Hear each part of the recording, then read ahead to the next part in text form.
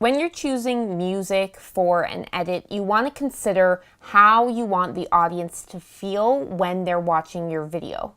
If you're creating a video for a client, you of course also have to consider the feel, the style, and the brand of the client's company or services as well. And keeping the client in mind, but also keeping in mind the point of the video you're creating and the audience will make for a great edit and for great music choices. In the particular edit that we're working on, it's featuring a small town in the middle of mountains. It's got a wilderness, naturey sort of feel. There's adventurous things to do in this town, and it's a very charming town. It's a town that many people would travel to get away from the busy city life. So the music that's going to work well for this video edit is music that's naturey, that has a nice ambient feel, and those are the words that we would search for when we are choosing our music. We'd search for words like nature, ambient, atmospheric. We want to stick with words that really suit the feeling that we want the video to have. And when you're choosing music for your video edits, if you're going to be showing these videos anywhere, then you want to make sure you're getting royalty-free music. And in most cases, you have to purchase the music, and that purchase will come with a license. There are various licenses that accompany your royalty-free music purchase, depending on if you're going to be showing this video on YouTube or for broadcast and so on. For the purpose of this course, I have downloaded 4 previews of songs from audiojungle.net.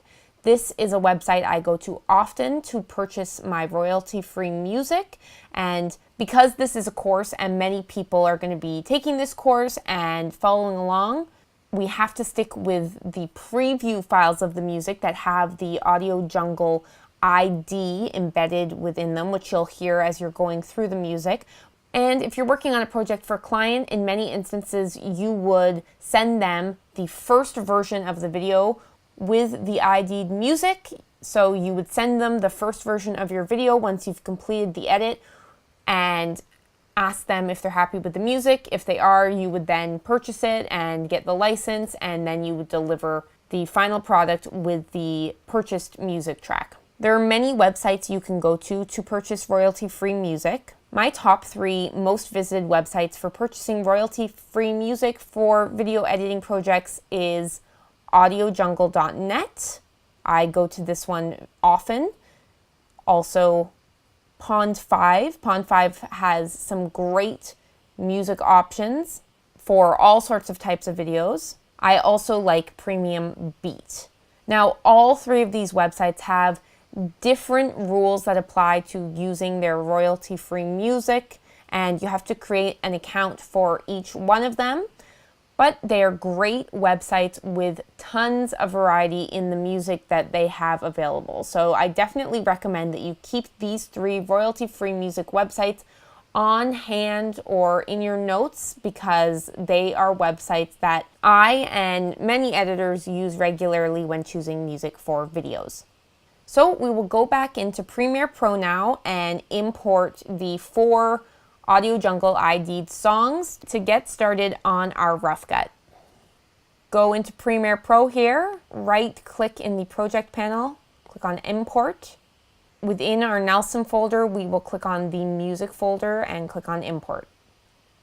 And I'll just drop that down. So we have these 4 songs here that we will be working with in our edit and putting to use in the next lesson.